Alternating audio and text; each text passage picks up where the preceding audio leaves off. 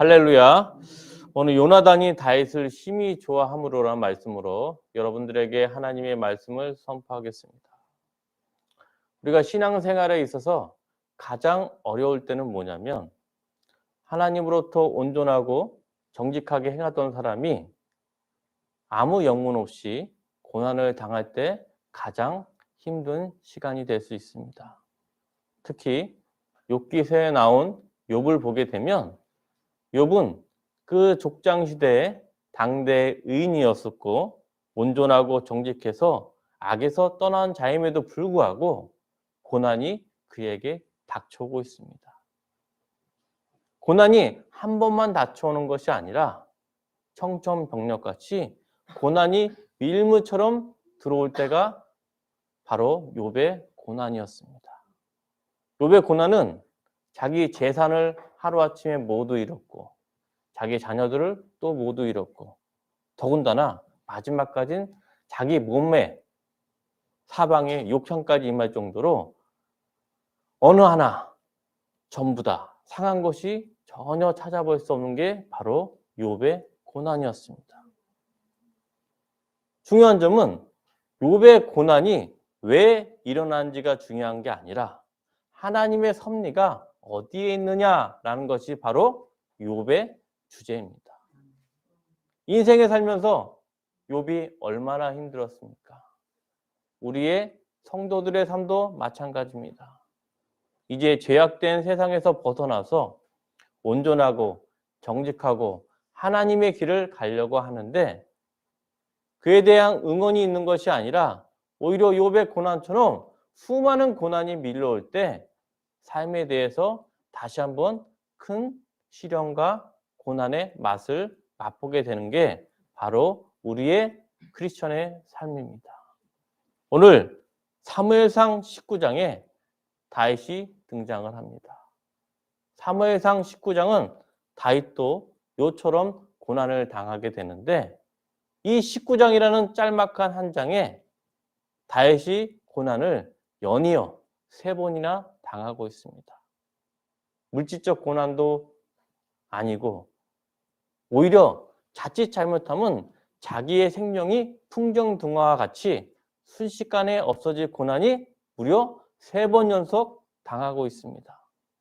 사랑하는 성도 여러분, 욥이 고난을 당할 때는 그래도 경륜과 연륜이 있었던 나이였던 반면에 다윗이 고난을 당할 때 나이가 어느 정도냐면 약 20살입니다.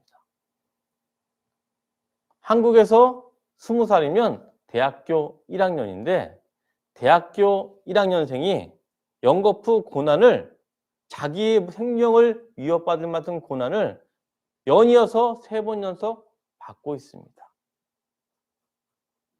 사랑하는 성도 여러분, 지금 다윗이 나이가 몇 살이었다고요? 20살. 다윗이 왕이 되는 나이가 30살이었습니다. 30살에 헤브론에서 왕이 되는데 그럼 다윗이 왕이 됐던 이유는 무엇이었습니까? 사울이 블레셋과의 전쟁에서 죽었기 때문에 사울을 대신해서 다윗이 왕이 된 게 몇 살이었다고요? 30살. 그럼 사무엘상 19장에서 20살이었던 다윗이 30살까지 되려고 그러면 몇 년이 필요할까요? 10년. 다시 말하면 사무엘상 19장에 일어났던 생명의 위협의 고난이 사무엘상 19장에서 끝나는 것이 아니라 무려 사무엘상 31장까지 10년이라는 세월을 다윗이 생명의 위협에서 평생 시달릴 수 있는 환경이 바로 이 상황입니다.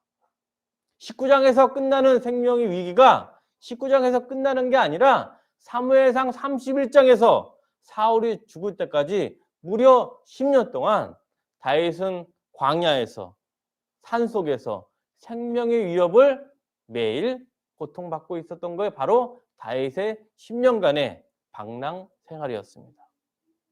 사랑하는 성도 여러분, 다윗이 몇 살 때부터 고난을 본격적으로 겪었다고요? 20살 때부터. 20살, 그 철없던 시절이라고 말할 수 있는 20살부터 그러한 시련과 고난을 다윗이 10여 년 동안 위협을 받고 있었습니다. 오늘 사무엘상 19장 1절을 그런 의미에서 한번 다 같이 봉독하겠습니다. 사무엘상 19장 1절 말씀 시작.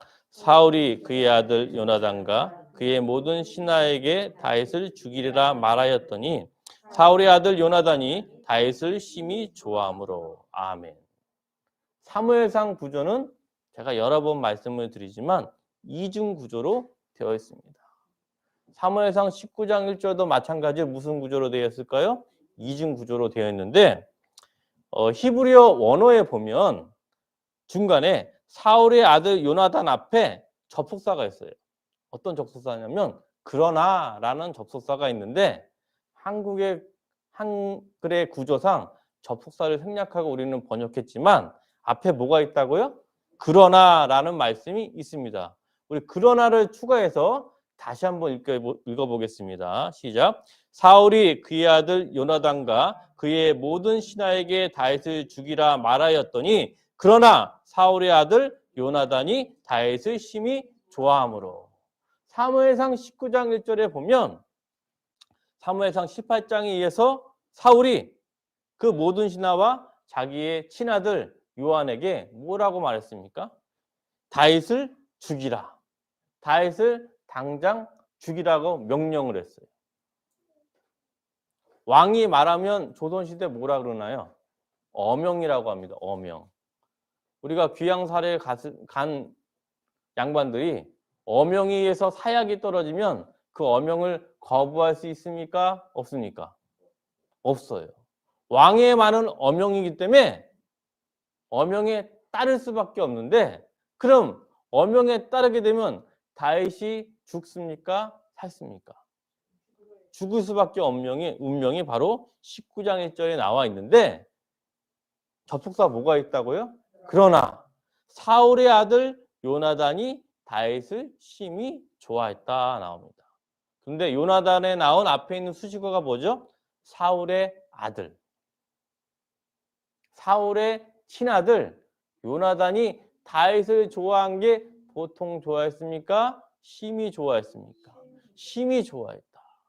성경에서 좋아했다는 말도 굉장히 의미가 있는데 이 요나단이 다윗을 보통 좋아한 게 아니고 자기 모든 것을 내어줄 만큼 헌신적으로 다윗을 좋아했습니다. 지금도 있는지 모르겠지만 복음성가 유명한 그룹 중에 다윗과 요나단이라는 복음성 그룹이 있었어요. 혹시 기억하십니까? 왜 다윗과 요나단이라고 말을 했냐면 성경에서 남자와 남자의 관계 중에서 가장 이상적인 헌신적인 관계를 성경에서 다윗과 요나단의 관계라고 합니다. 우리 사자성어에는 반포지교라는 말이 있는데 성경에서는 뭐라고 나왔죠? 다윗과 요나단의 관계가 지금 말하면 브로맨스 중에서 가장 최고의 브로맨스 관계가 다윗과 요나단인데 이 관계가 지금부터 이야기가 펼쳐지고 있습니다. 사울의 아들 요나단이 사울의 어명을 받고 고민을 합니다. 어떡할까? 저 사랑하는 다윗을 구하기 위해서는 아버지를 설득할 수밖에 없다. 그래서 어떤 교책을 했냐면 일단 사무엘상 19장 2절에 보면 다윗 보고 다윗아 우리 아버지가 너를 죽이려 하니까 아침에 내가 신호를 보낼 때까지 은밀한 곳에 숨어 있으라 하면서 요나단이 사울에게 설득을 합니다. 어떤 설득을 하냐? 우리 사무엘상 19장 4절에서 5절 말씀 한번 읽겠습니다. 어떻게 요나단이 다윗을 대신하여 다윗을 변호하는지 사무엘상 19장 4절에서 5절 말씀 우리 다 같이 봉독하겠습니다. 요나단이 그의 아버지 사울에게 다윗을 칭찬하여 이르되 원하건대 왕은 신하 다윗에게 범죄하지 마옵소서. 그는 왕께 득죄하지 아니하였고 그가 왕께 행한 일은 심히 선함이니이다.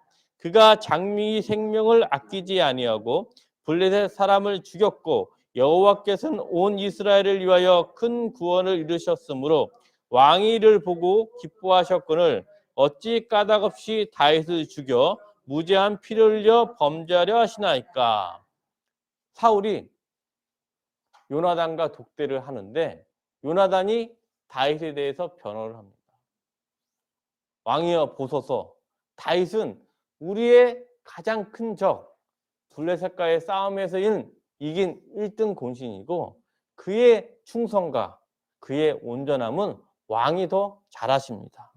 그런데 왕은 어찌하여 이 무죄한 사람의 피를 흘리려 합니까 하면서 다윗을 요나단이 사력을 다해서 변호를 합니다. 이 변호가 왜 중요하냐면 자기의 아들 요나단이라도 사울의 마음에 들지 않으면 자칫 생명을 잃을 수가 있습니다. 왜 그럴까요? 사울은 악령의 짓밟힌 자기 때문에 이성을 상실할 수 있기 때문에 자칫 잘못하다가 다윗을 변호하기 위해서 요나단이 말했다가 사울한테 죽일 수도 있는 죽음을 각오하고 요나단이 사울에게 설득을 했습니다. 그런데 어떤 결과가 이루어졌는지 사무엘상 19장 6절 한번 보겠습니다. 사무엘상 19장 6절 시작. 사울이 요나단의 말을 듣고 맹세하되 여호와께서 살아계심을 두고 맹세하거니와 그가 죽임을 당하지 아니하리라. 7절 요나단이 다윗을 불러 그 모든 일을 그에게 알리고 요나단이 그를 사울에게도 인도하니 그가 사울 앞에 전과 같이 있었더라. 하나님의 섭리로 말미암아 사울이 자기의 죄를 다시 한번 돌이켜서 어떤 말을 하냐면 내가 하나님께 맹세하고 결단코 다윗을 죽이지 아니한다 하면서 요나단의 설득에 공감을 하게 됩니다. 그래서 다시 요나단이 다윗을 불러서 이제 다시 돌아와도 된다.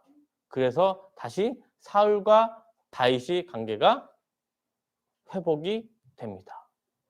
다시 한번 다윗의 목숨은 친구 요나단에 의해서 생명을 구원받게 됩니다. 그런데 또 시간이 흘렀습니다. 한동안 시간이 흘렀는데 또 사건이 발생을 합니다. 우리 사무엘상 19장 8절 한번 보겠습니다. 사무엘상 19장 8절 말씀 시작. 전쟁이 다시 있으므로 다윗이 나가서 블레셋 사람들과 싸워 그들을 크게 쳐 죽이매 그들이 그 앞에서 도망하니라. 한동안 잠잠했던 블레셋과의 전쟁이 발생을 하는데 이번에도 다윗이 크게 개선 행진을 하게 됩니다. 그 강적 블레셋이 다윗 앞에만 서게 되면 연전연패를 해서 다윗이 또 개선 행진을 부리면서 사람들의 축하를 받으니까 사울이 또 병이 재발하게 됩니다. 역시나 다윗은 나의 왕권을 차탁할 역모를 또 꾸미고 있구나. 그만 감잠이 내버려 두면 나의 왕권과 모든 지위가 다윗에게 옮겨가는구나 하면서 사무엘의 예언을 생각하면서 또 다윗을 죽이려고 합니다. 두 번째, 19장에서 다윗을 죽이려고 해서 어떤 일이 발생했냐면 우리 사무엘상 19장 9절에서 10절 말씀 읽겠습니다. 시작. 사울이 손에 단창을 가지고 그의 집에 앉았을 때 여호와께서 부리시는 악령이 사울에게 접하였으므로 다윗이 손으로 수금을 탈 때 사울이 단창으로 다윗을 벽에 박으려 하였으나 그는 사울의 앞을 피하고 사울의 창은 벽에 박힌지라. 다윗이 그 밤에 도피하매 사울의 마음에 또 불안과 근심으로 가득 차니까 또 악령이 사울을 붙잡아서 사울에게 또 시도를 합니다. 악령에 사로잡힌 사울은 또 이성을 상실한 나머지 다윗에게 창을 던져버립니다. 사무엘상 18장에 의해서 또 사울이 잠시나마 회복했던 걸 악령에 의해서 재발이 돼서 창으로 또 다윗을 죽이려고 합니다. 이때 다윗이 번개처럼 쏜살같이 피해서 어디로 도망가느냐? 자기 집으로 도망가게 됩니다. 이제는 사울은 창을 던지는 거에 그치는 것이 아니라 이제 다윗을 죽이려고 자기 전령들을 시켜 명령을 합니다. 당장 다윗을 잡아오라고. 한번 보겠습니다. 사무엘상 19장 11절 말씀 찾으셨습니까? 시작. 사울이 전령을 다윗의 집에 보내어 그를 지키다가 아침에 그를 죽이려 하게 한지라. 다윗의 아내 미갈이 다윗에게 말하여 이르되 당신이 이 밤에 당신의 생명을 구하지 아니하면 내일에는 죽임을 당하리라 하고. 12절. 미갈이 다윗을 창에서 달아내림에 그가 피하여 도망하니라. 다윗의 부인이 누구죠? 미갈. 미갈은 누구냐면 사울의 딸이에요. 이번에는 사울이 전령들을 시켜 죽이라고 명령해서 전령들이 다윗의 집에 가게 되니까 미갈이 딱 보호를 해줍니다. 사울의 딸이면 미갈의 신분이 무엇이죠? 공주예요, 공주. 공주이기 때문에 전령들이 미갈을 보고 바로 다윗을 끌어올 수가 없었어요. 그래서 시간을 기다려 이 밤이 지나고 아침이 되면 다윗을 끌어오려고 전령들을 생각하고 있는데 이때 미갈이 다윗을 창문에서 내려주며 다윗을 또 도망가게 해줍니다. 사랑하는 성도 여러분, 이 긴밀한 상황에서 특이한 점은 뭐냐? 아버지는 다윗을 죽이려고 하는데 사울의 아들 요나단과 미갈은 오히려 다윗을 풀려주게 합니다. 오묘한 구조입니다. 아버지는 다윗을 죽이려 하는데 하나님의 섭리로 아버지의 아들과 딸 요나단과 미갈은 다윗을 살려주는 이러한 이중구조로 되어 있는 게 바로 사무엘상입니다. 신기하지 않습니까? 보통 아버지의 명령, 일반적인 아버지의 명령도 자식들이 듣는데 아버지가 왕이 내린 명령조차를 죽음을 각오하고 요나단과 미갈이 섭리 가운데 다윗을 풀려주게 하는 역사가 이루어지고 있습니다.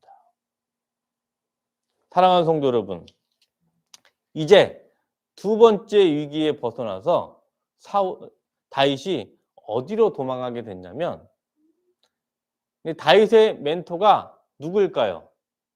지금 이 시간에서 그나마 다윗이 믿을 수 있는 사람은 자기를 왕으로 기름 부어준 선지자 사무엘뿐이 없습니다. 다윗이 달려갈 것은 자기 아버지도 보호를 해줄 수가 없기 때문에 다윗의 멘토이자 사울의 멘토인 사무엘이 있는 곳으로 도망하게 되는데 그것이 어디냐? 바로 라마 나옅이었습니다. 어디라고요? 라마 나옅. 라마 나옅은 어떤 지역이냐면 이 라마라는 지역이 지역 이름이고 나옅이라는 말은 선지자들이 거처하는 곳이에요.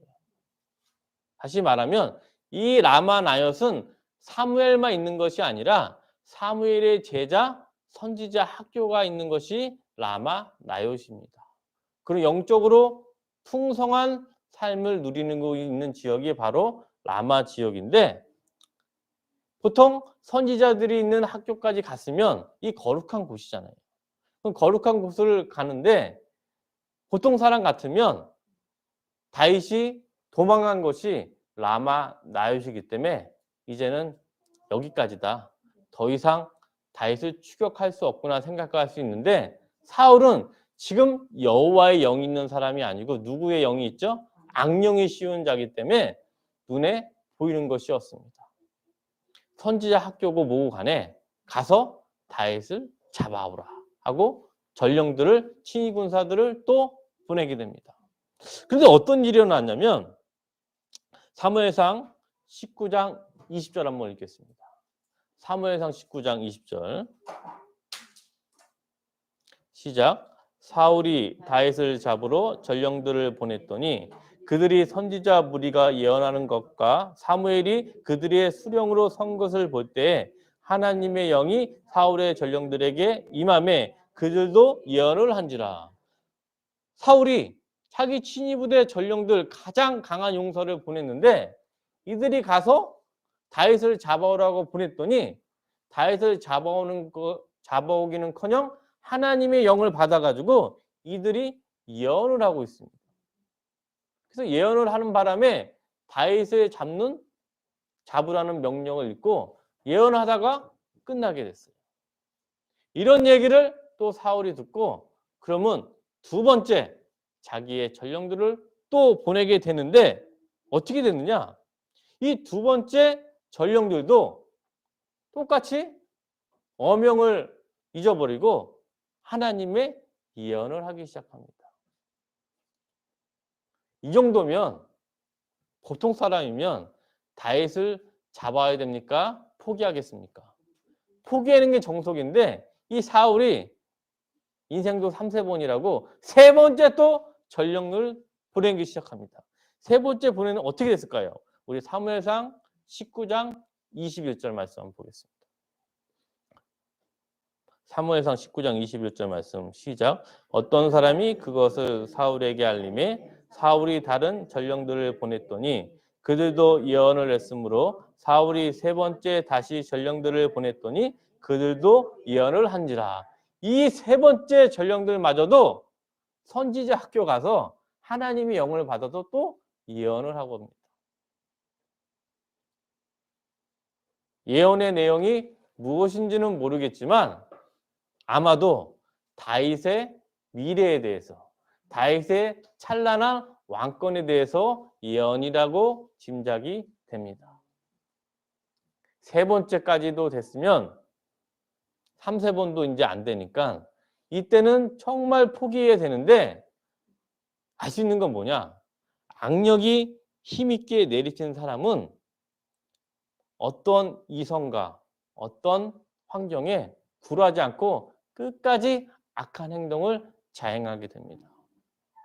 드디어 이제는 세 번째 전령마저도 예언을 하게 되니까 사울 본인이 직접 내려가게 됩니다. 어떤 일이 벌어졌는지 사무엘상 19장 23절 말씀 23절 24절 말씀 우리 같이 봉독하겠습니다. 23, 24절 말씀 사울이 라마 나엿으로 가니라.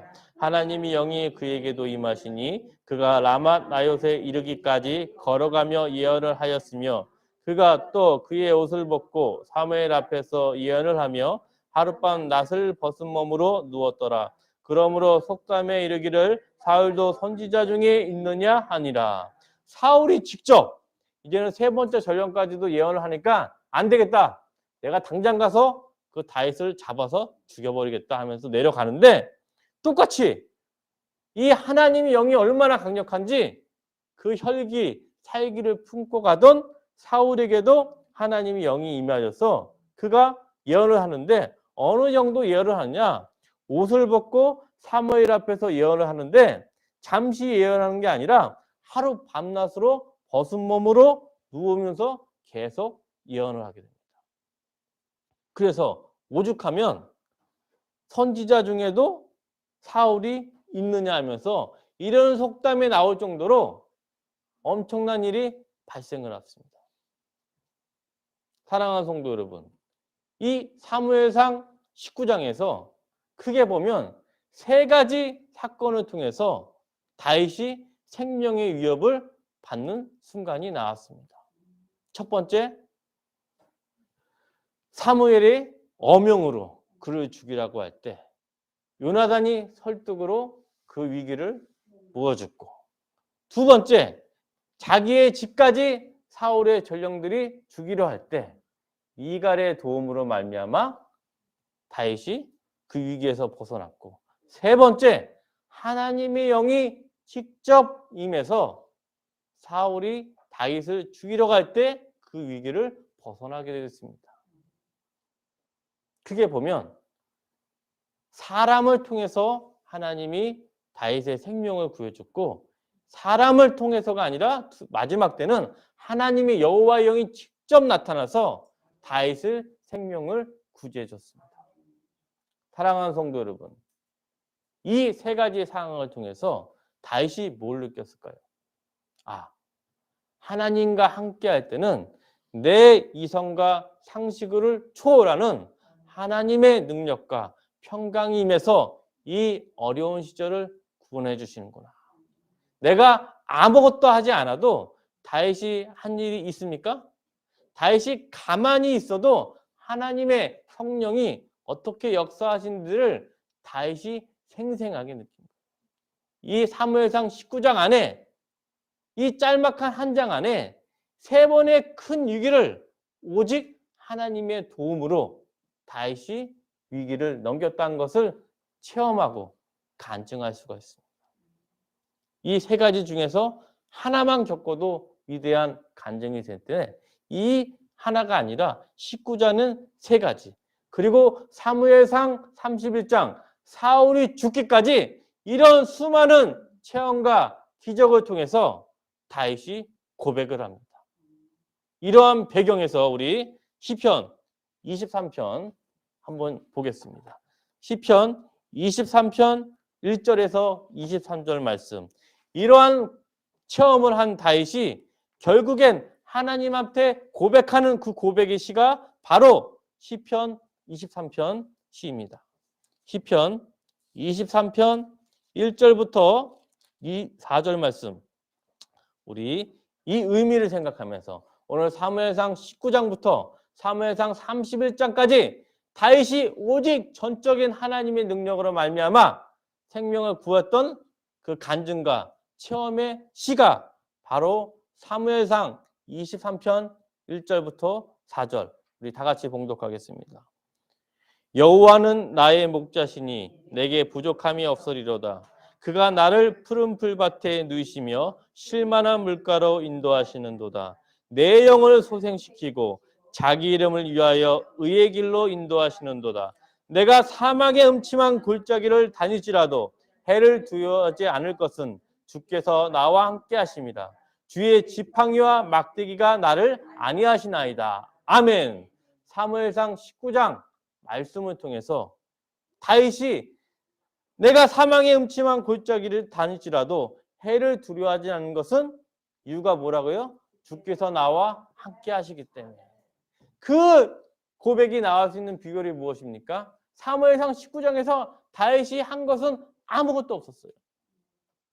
사망의 음침한 골짜기, 사울이 3번이나 죽이려고 할 때 오직 주님과 함께하면 내가 해를 당하지 않는다는 것을 느꼈던 이 마음을 시편 23편에서 고백을 하고 있습니다.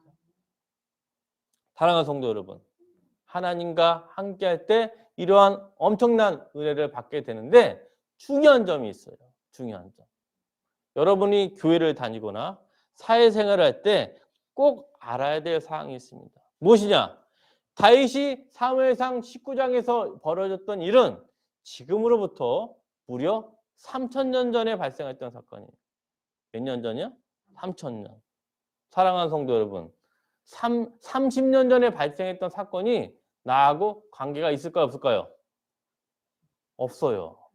우리나라에서 30년에 발생한 모든 일이 나에게 피부적으로 와닿지가 않아요. 하물며 3000년 전에 발생한 일이 나한테 올까요? 여기 발생했던 라마 나옅은 이스라엘 땅은 비행기 타고 10시간 이상 가야만 한 수천 킬로미터가 떨어진 지역이에요. 그럼에도 불구하고 오늘 사무엘상 19장에 나온 다윗의 은혜와 다윗의 체험은 다윗의 고백만 하는 것이 아니라 나의 고백이 될 수 있다는 게 중요합니다. 사랑하는 성도 여러분, 온 우주에서 3000년이라는 시간과 지리적인 공간을 넘어서 오늘 다윗의 시편 23편 사망의 음침한 골짜기를 다닐지라도 해를 두려워하지 않는 것은 주께서 나와 함께 하시는 이 고백이 왜 나의 고백이 되느냐? 예수님의 피로 말미암아 하나님의 말씀 로고스가 시간과 공간을 초월해서 다윗의 고백이 나의 고백이 되기 때문입니다. 온 세상, 온 우주, 전 세계를 통해서 시간과 공간을 초월하는 것은 오직 하나님의 말씀, 로고스뿐입니다.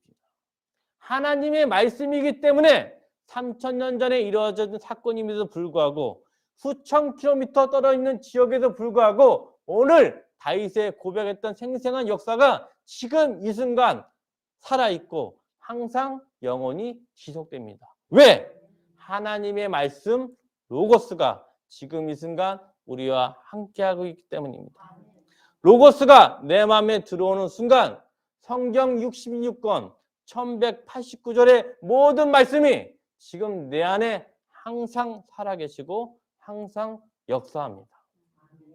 오늘 시편 23편 4절의 고백은 신약에 넘어와서 사도 바울이 동일하게 고백을 합니다. 우리 고린도전서 10장 13절의 고백이 시편 23편 4절의 고백과 똑같습니다. 시편 23편 4절은 다윗의 고백이고 그 똑같은 마음이 고린도전서 10장 13절 말씀입니다. 성경은 신약과 구약이 다 똑같이 일치를 합니다.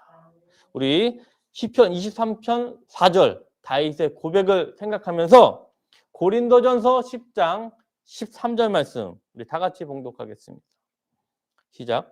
사람이 감당할 시험 밖에는 너희가 당한 것이 없나니 오직 하나님은 미쁘사 너희가 감당하지 못할 시험 당함을 허락하지 아니하시고 시험 당할 즈음에 또한 피할 길을 내사 너희로 능히 감당하게 하시니라. 사도 바울 고린도전서 10장 13절에 보면 하나님은 감당하지 못할 시험을 허락하지 않으시고 그리고 중요한 게 뭐냐? 우리가 시험을 당할 때 시험을 보고 가만히 있는 것이 아니라 시험을 당할 때 미리 탈출구, 비상구를 예비하고 계시는 겁니다. 아멘?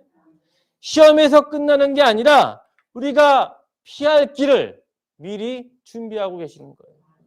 다윗이 사울의 위협에 수많은 위협에도 불구하고 살 수 있는 길은 뭐냐? 하나님이 다윗을 위하여 피할 길, 생명의 길을 미리 예배하셨기 때문입니다. 그 원리를 다윗만 한 것이 아니라 사도 바울 것도 시련과 숱한 고난과 어려움 속에서도 이러한 고백할 수 있는 일은 뭐냐? 다윗의 시편 23편의 4절에 내가 사망의 음침한 골짜기라도 해를 두려워하진 것은 나와 함께 하시며 이 의미가 고린도전서 10장 13절로 이어져 있어요.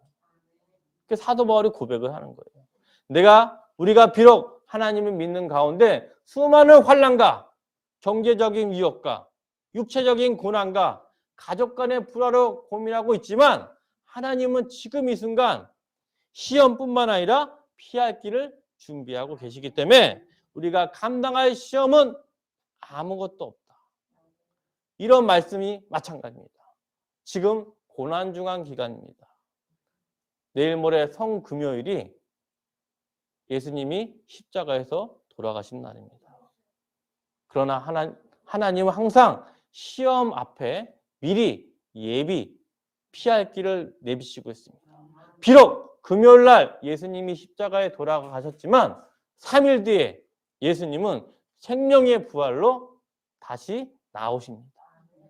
똑같이 우리가 어떤 신앙이 있더라도 우리 앞에 십자가를 지고가 어렵지만 하나님 피할 길, 예수님의 부활을 항상 준비하십니다. 그런 준비하시는 방법을 얻기 위해서는 뭘 하느냐? 내 마음에 항상 평안이 있어야 돼요. 내 앞에 피할 길을 엿는다는 확실한 믿음을 가져야 되면 어떻게 하느냐? 그 마음 역시도 사도 바울이 고백하고 있습니다. 빌립보서 4장 6절에서 7절 말씀. 이 방법이 나와 있습니다. 하나님이 어떻게 나에게 피할 길을 주시는지 마음에 확신할 수 있는 방법을 빌립보서 4장 6절부터 7절에 하나님이 사도 바울을 통해서 제시하고 있습니다. 빌립보서 4장 6절에서 7절 말씀. 찾으셨습니까? 시작. 아무것도 염려하지 말고 다만 모든 일에 기도와 간구로 너희 구할 것을 감사함으로 하나님께 아뢰라. 그리하면 모든 지각에 뛰어난 하나님의 평강이 그리스도 예수 안에서 너희의 마음과 생각을 지키시리라. 아멘. 사랑하는 성도 여러분, 우리 가운데 시험 당할 즈음에 피할 길을 내사를 확신할 수 있는 뭐냐? 내 마음의 평강이기 때문에 우리의 마음과 생각을 지켜서 반드시 이 십자가 뒤에 예수 그리스도의 부활이 있다는 것을 확신할 수가 있어요. 그때 무슨 일이 발생하느냐? 내 마음에 지금 내 눈과 내 이성과 주변 사람이 볼 때는 암흑의 현실이지만 우리 이성으로 가질 수 있는 모든 지각에 뛰어난 하나님의 평강이 앞일을 내보여 주십니다. 앞일을 알 수가 있기 때문에 믿음으로 볼 수 있기 때문에 예수님의 부활을 우리가 기도할 수가 있어요. 그리고 나서 우리는 시편 23절 4절처럼 고백을 합니다. 어떤 고백을 하냐? 빌립보서 4장 12절부터 13절. 이 고백이 시편 23편 4절의 고백이 일로 집중이 되고 있습니다. 우리가 이 말씀을 의미를 새기면서 다윗을 통하여 사도 바울을 통해서 빌립보서 4장 12절부터 13절까지 이 말씀을 오직 마음에 새겨서 하나님 말씀 로고스가 지금 이 순간 살아있고 움직이는 역사를 느끼시기를 주의 이름으로 축원합니다. 빌립보서 4장 12절부터 13절의 말씀, 이 말이 결론입니다. 찾으셨습니까? 시작. 나는 비천에 처할 줄도 알고 풍부에 처할 줄도 알아. 모든 일 곧 배부름과 배고픔과 풍부와 궁핍에도 처할 줄 아는 일체의 비결을 배웠노라. 내가 능력 주신 자 안에서 내가 모든 것을 할 수 있느니라. 아멘. 다윗이 20살 때부터 생명의 위협을 사울이 죽기까지 30살까지 10년이라는 세월을 날마다 생명의 위협에 공포에 휘달렸지만 다윗은 그 안에 불안과 염려가 있는 것이 아니라 마음에 평안이 있었어요. 왜? 하나님이 나와 함께 하시기 때문에 내 안에 은혜의 평강으로 말미암아 내가 능력 주신 자 안에서 내가 모든 것을 할 수 있나, 이 믿음이 다윗 안에 있었기 때문에 비천에 처하든 배고픔에 처하든 궁핍에 처할지라도 오직 하나님으로부터 받은 하나님의 말씀을 온전히 지킬 수가 있습니다. 제가 여러 번 강조하지만 하나님이 우리에게 시험을 주실 때 시험만 주시는 거 아니라 반드시 그 뒤에는 우리에게 피할 길을 반드시 주십니다. 오늘 고난중간 이제 내일 모레 예수님이 성금요일에 십자가에 돌아가시는 시험을 당하게 되지만 3일 뒤에 예수님은 반드시 살아나십니다. 왜? 하나님은 반드시 여러분들에게 피할 길을 준비하고 계셨기 때문입니다. 오늘 이 말씀으로 다윗의 믿음과 사도 바울의 믿음을 본받아서 어떤 시험에 있든지 내가 능력 주신 자 안에서 내가 모든 것을 할 수 있느니라, 이 말씀으로 이 고난 중환과 평생을 승리하시기를 주의 이름으로 축원합니다. 네.